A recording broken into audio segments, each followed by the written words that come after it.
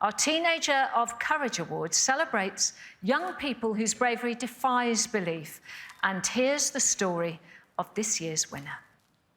The 22nd of February began like a normal day on the coast of Anglesey for fireman Paul and his 13-year-old son, Joe. Me and my dad, we've done kayaking since being quite a young age. We've been on that route multiple times. We carried the kayak down to the shore and we set off. We knew where we were going. Wasn't too windy, relatively calm sea. A mile and a half out, and Paul noticed a serious leak, and the kayak began to flood. Water started gushing in and waves breaking onto the kayak. It got to the point very quickly where I just suddenly realised it was like almost covering the whole kayak. With a sinking boat, Paul decided their only option was to swim to a rocky island half a mile away. Joe was obviously very frightened, and he said, "I think we're going to die, Dad." And I obviously reassured him that we weren't, although I was fairly certain we both were. He said, "If we are going to die, the last thing I want is a kiss." So I gave him a kiss, and I told him I loved him. I said, "We need to go now, son. We need to swim." I thought that it may well be the last time I ever gave him a kiss.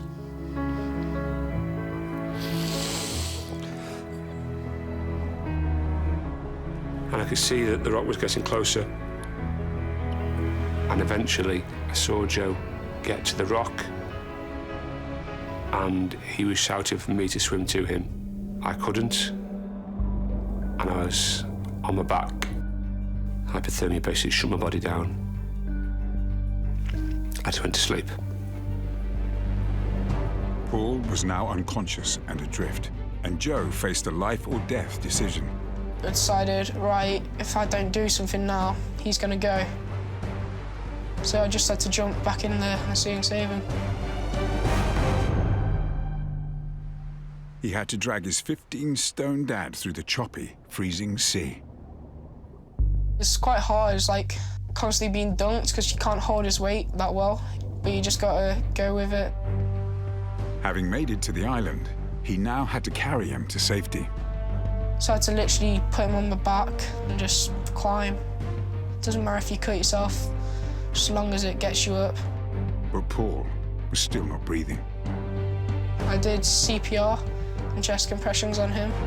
After 2 desperate attempts, Joe remarkably managed to revive his dad. Back at home, Mum Julie was worried and called the Anglesey RNLI Coast Guard. You know, we could have been out there for hours searching for what could have been bodies, and to see them alive on that island, it was a massive, massive sense of relief. For a 13-year-old boy to carry his father up the rocks and to have to resuscitate him, the story's just unbelievable. OK, mate? In your own time's no rush. Any longer in the water, and they probably wouldn't have survived what they had. So Joe, doing what he did at that moment in time, definitely saved their lives. I'm incredibly proud of what Joe did on that day. It's not an if, but maybe I wouldn't be here now if it wasn't for Joe.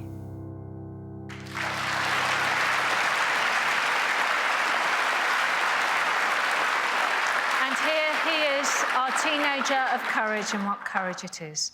Joe Rowlands.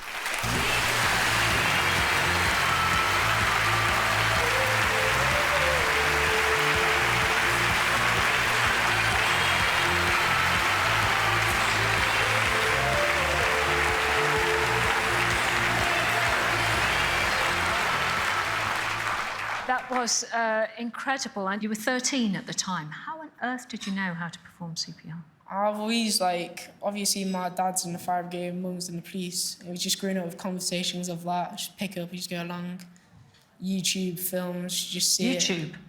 Yeah, so I thought, why not have a go? So here to present your award, please welcome 2 new hosts of Top Gear, Freddie Flintoff and Paddy McGuinness.